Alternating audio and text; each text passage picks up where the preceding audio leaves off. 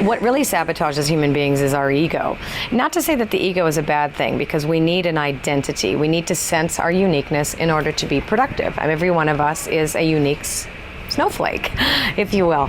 But when the ego becomes centered on self, so I'm talking about self-centeredness, and when the ego wants what it wants over what you want, when the ego exceeds its own purpose.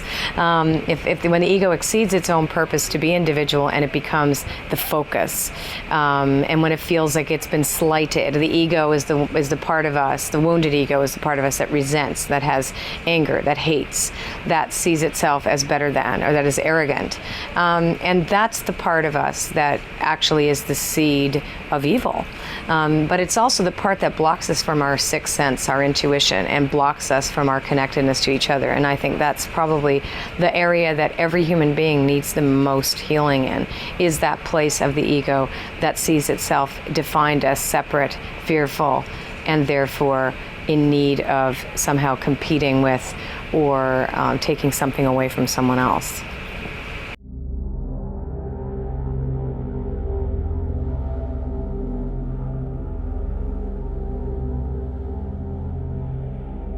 When people ask me how do I explain all the evil in the world, I shake my head, because I know that some people really believe in a Satan figure, a supernatural power that is evil. And I believe that there is a base nature in human beings, and that comes from a mentality of lack. And that when we operate out of violence because we want something from someone else, or jealousy, or lust, or gluttony, basically the 7 deadly sins, that is inherent in mankind, as well as the divine spark in man as well. So I believe that the evil in the world is spread by human beings, not by any Satan figure. So it's there because people believe in lack. And that is what I believe the basis of evil is.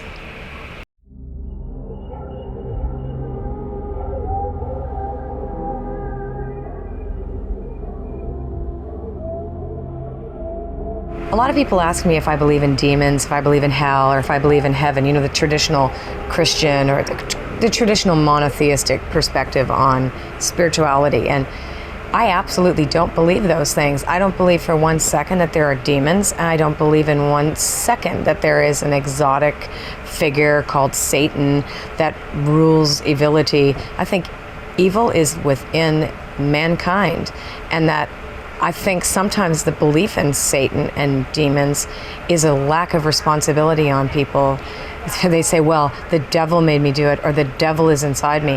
When personally, I really believe that it's just a lack of morality and a sense of lack of respect for life, which brings in evil in people. It has nothing to do with some, exotic creature with horns that lives in a pit of fire. I don't believe in that in 1 second.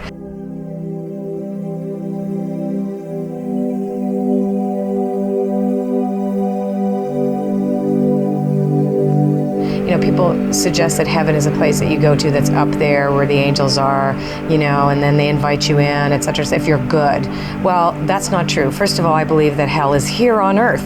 The things that we have to account for, the things we have to accomplish, how we suffer as human beings, how the body falls apart as we get older, just life here on this planet is what hell is. And that when we die and we give up the body and we return to pure spirit, and our intelligence and our consciousness goes back to the I am presence, that's what heaven is. And then we come back and do it again. And that's my belief. Again, it's personal, but that is what I believe.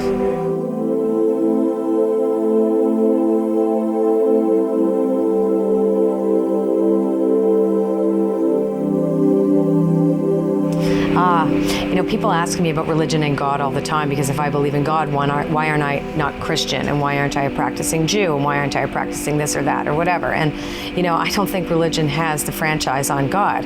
God just is. God is everywhere. Religion is man's need to describe its relationship to God. And it's cultural and it's divisive. Not to say that religion is bad, because it gives us a sense of morality. And I really believe that there has to be some kind of governance to human beings.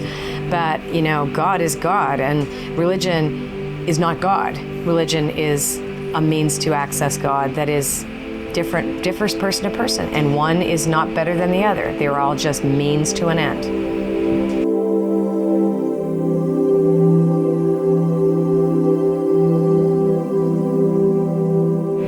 I know some people believe that you shouldn't forgive people, like Saddam Hussein, for example, who created horrible things, and Hitler, who, my grandfather was killed in a concentration camp. So you say, how do you forgive these people we will never forgive? I gotta be honest with you, forgiveness has nothing to do with forgiving them. It has to do with how you hold hatred in your spirit. And so I believe in forgiveness because it releases me from hating them. And therefore I have a cleaner and more compassionate and empathetic sense about the world around me because I don't hold on to the hatred. And so forgiveness is important to me and to each person for themselves. It's not about the other person or releasing them from their responsibility for the evil that they sow in the world. It has nothing to do with that. It has everything to do with how you live.